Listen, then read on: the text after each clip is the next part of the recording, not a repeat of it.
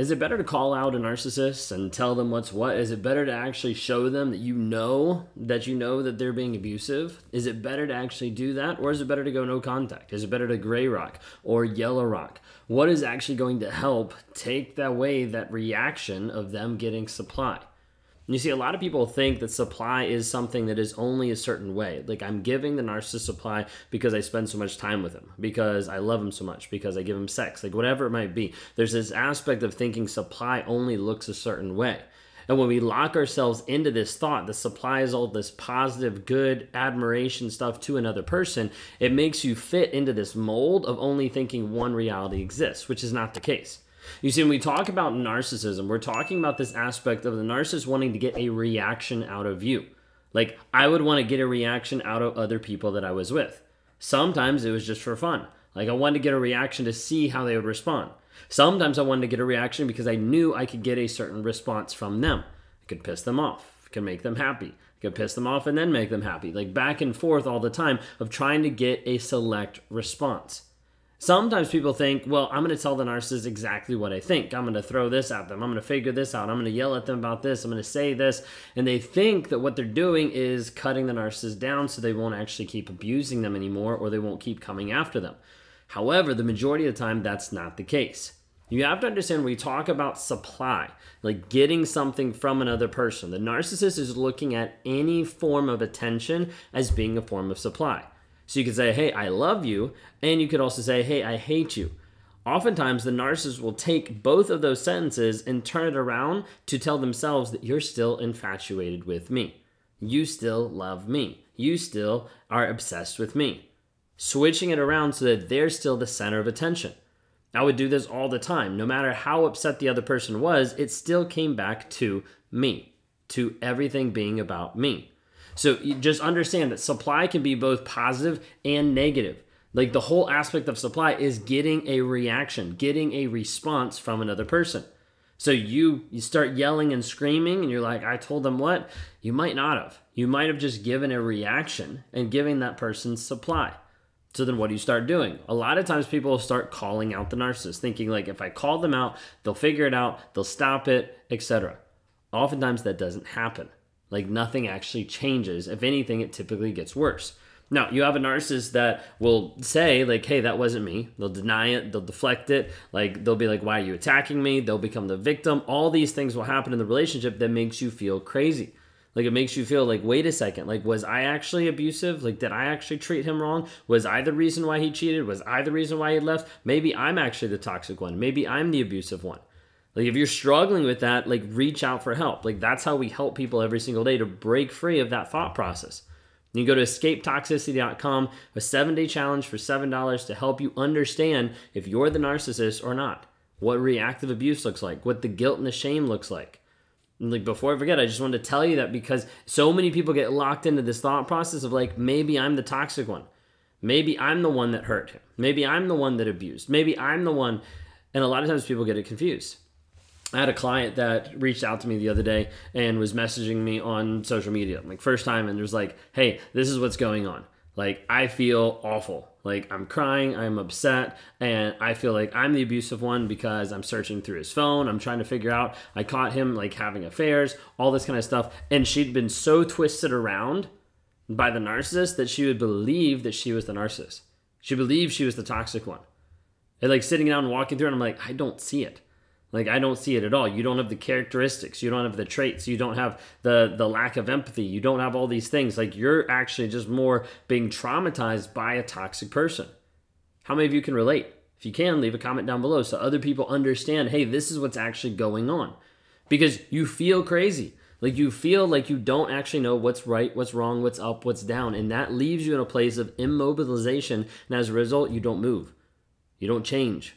You don't do anything. You just sit and wait, hoping that it's going to get better. It's not. If it hasn't gotten better already, then you need to start looking at yourself. What do you need to change? What do you need to grow? What do you need to develop? Oftentimes when people are starting to develop themselves, they start doing a process first off, typically called yellow rock. Now, you've heard yellow rock and you've heard gray rock. Yellow rock is typically the idea of gray rock. It's just a little bit more friendly. Okay, I don't really like yellow rock or gray rock. I don't really think that they work very effectively and consistently. And yellow rock just yeah, it just doesn't really connect with me. But anyways, yellow rocking is the idea of, hey, I'm going to give you like short responses that are not going to lead the conversation anywhere, but I'm still going to be friendly about it, but I'm still going to be firm. And this whole aspect keeps going back and forth of like, hey, I'm actually trying to set boundaries. Yellow rocking doesn't always communicate that very well because sometimes it's under the guise of just being friendly and avoidant of the actual problem of the actual situation. A lot of times with yellow rocking, all it does is it keeps leading on the narcissist and it doesn't really get you free. It could be maybe a tool to be able to use during a period of time while you work on your exit strategy, but until you actually leave, like that is still going to perpetuate the abuse. Then we have gray rocking. Now, gray rocking is more like short, curt, like almost like unfriendly.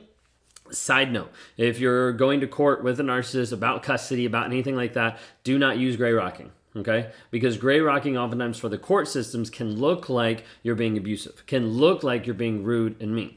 So when we talk about gray rocking, it's this idea of like, hey, did you do this? Yes.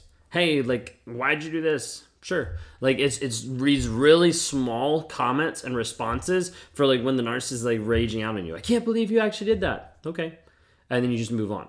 Okay. And what this does is starts to take away some of their fire. It starts to take away like some of like what they're actually trying to throw out there. So it's not really sticking anymore. Like they're throwing shit on the wall and it's not sticking on you anymore because you're not accepting it.